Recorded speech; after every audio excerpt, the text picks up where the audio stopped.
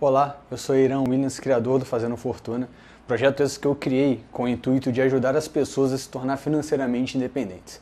E nesse primeiro vídeo eu vou ensinar vocês a controlar os gastos. Controle de gastos que é a base para a independência financeira. É a base porque para você ter independência financeira, você precisa aprender a investir. Para você investir, você precisa ter dinheiro sobrando. Para você ter dinheiro sobrando, você tem que controlar seus gastos. Os 4 erros que as pessoas que não conseguem progredir financeiramente cometem são basicamente quais? Primeiro, desprezar os pequenos valores. Então as pessoas muitas das vezes, elas simplesmente não controlam seus gastos com os pequenos valores.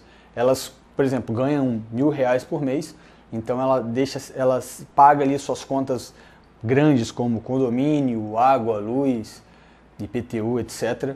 Gasta, por exemplo, R$ 600. E aí sobra 400. Só que aí ela não tem controle nenhum sobre, por exemplo, vou comprar uma calça ali por R$ 30. Pô, tá barato, vou comprar. Vou chegar ali, pô, vi uma blusa maneira, vou comprar. Custa só R$ 15.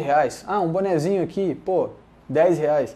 Só que o que a pessoa não percebe é que esses pequenos valores somados no final do mês dão os R$ 400 que sobrou, ou às vezes até mais.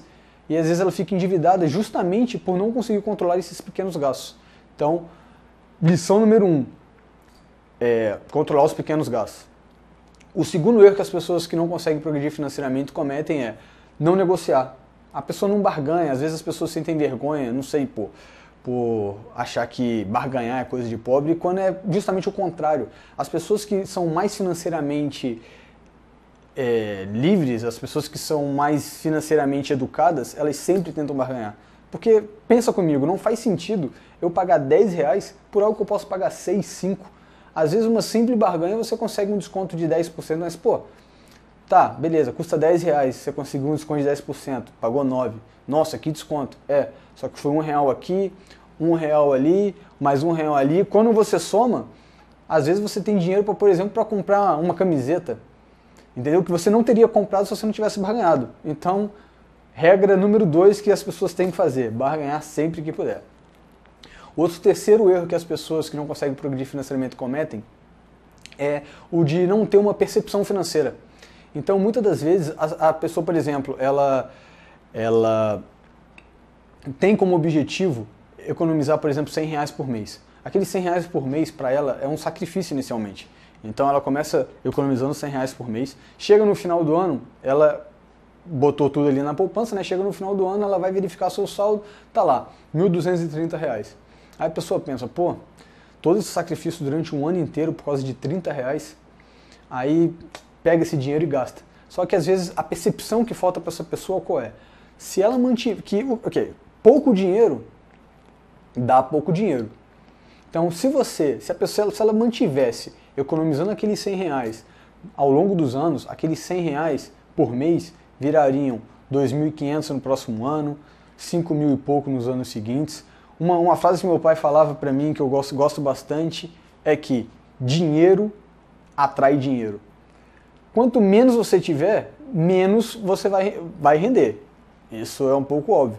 E quanto mais você mantiver ali a disciplina de poupar e investir, mais dinheiro você vai ter. Mais dinheiro você vai ter, mais dinheiro você vai ter em retorno. E aquilo dali, quando você começa a ver o seu dinheiro crescendo, aquilo dali vai te motivando. Então, erro número 3 que as pessoas têm que parar é, independente de quanto estiver rendendo, vocês têm que manter a disciplina de poupar e investir. Porque quando esse montante começa a crescer, que você começa a ver que os rendimentos começam a realmente fazer a diferença na sua vida, isso te dá uma alegria tão grande que você nem sente mais que você está fazendo aquele sacrifício mensal. Passa a ser absurdamente recompensante. E o quarto erro que as pessoas cometem é o de não ter objetivos claros. Então, quando você não tem um objetivo claro e bem definido, qualquer desculpa para gastar o dinheiro você vai gastar. Então, no exemplo que eu dei anteriormente, né, você chegou no final do ano com R$ 1.230, mas se você não tiver um objetivo bem definido, você vai chegar, vai passar numa loja de eletrônico, tu vai falar assim, esse videogame novo aí, cara, custa R$ 1.200. Cara, eu tenho esse dinheiro. Tu vai lá e vai comprar, tu não vai pensar nem 2 vezes. Então é muito importante você ter um objetivo bem definido para que você mantenha focado nesse objetivo e pare de gastar aquele dinheiro que você está separando para algo especial com coisas que não vão te trazer um benefício. Então uma frase que cabe muito bem nesse quarto erro seria aquela frase que diz: sem objetivos bem definidos, somente por acaso chegaremos a algum lugar. Mas eu nem sempre fui assim, né? Então, no início da minha jornada, o dinheiro simplesmente sobrava. Eu não fazia controle nenhum, simplesmente sobrava. Então, tinha mês que eu investia mais, tinha mês que eu investia menos. Só que, bem, os meus investimentos eles não iam tão bem assim, né? Então, quando eu realmente passei a investir uma quantia certa todo mês, independente do que acontecesse, e comecei a praticar todos os meus conhecimentos que eu tinha ali de investimentos, foi quando meus investimentos realmente começaram a dar uma alavancada. E a fórmula que eu montei, né, para fazer isso, qual foi? Uma fórmula sem sacrifício. Eu separava no mínimo 20% da minha renda para investimentos. E os outros 80% era para gastos básicos e livres, gastos livres. Então, gastos básicos eu tinha controle, os gastos livres como o nome diz, livre, eu não tinha controle nenhum. Bem, no início eu era solteiro, morava com meus pais, então meus gastos básicos eram tipo 10%, até menos. Mas, cara, com o tempo você vai amadurecendo e o seu perfil muda, o seu perfil de gasto muda. Então eu comecei a controlar também um pouco esses gastos livres, mas isso veio de uma maneira natural. Eu não me coloquei pressão para colocar mais dinheiro nos investimentos. Isso veio de forma natural, porque eu comecei a ver no controle, quando eu comecei a controlar meus gastos livres, eu comecei a ver que eu estava gastando dinheiro com coisas que não faziam muito sentido para mim.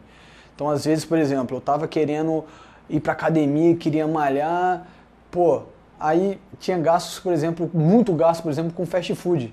Ou seja, eu estava gastando dinheiro para ir na academia, para ter um certo resultado, e depois eu torrava dinheiro para desfazer o trabalho que eu fazia. Então, tipo assim, totalmente não fazia sentido. Não estou falando para você não comer fast food, mas, entendeu? Você começa a selecionar melhor os seus gastos. Então essa é a fórmula, né? O ideal seria 60% ali para gastos básicos, 20% para gastos livres e 20% para investimentos. Se você mantiver essa proporção, você vai ver que você vai conseguir controlar o seu orçamento sem sacrifício nenhum. Obviamente, se você conseguir poupar mais de 20%, ótimo, ainda melhor. É importante salientar o que são os gastos básicos, né? O gasto básico que eu digo é aquele gasto que é realmente básico, é aquilo que você precisa para sobreviver. É aquilo, digamos assim, se você perdesse o seu emprego, você não tivesse mais nenhuma fonte de renda, com que você realmente gastaria o seu dinheiro? Aquilo que você não conseguiria cortar de jeito nenhum. Esses são os seus gastos básicos. Todo o resto é considerado supérfluo.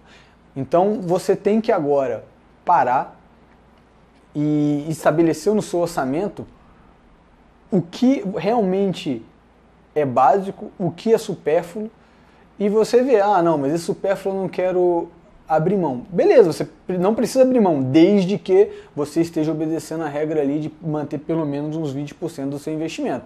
Mas se por acaso você não conseguir 20%, cara, não tem problema, que você consiga 10%, 5%.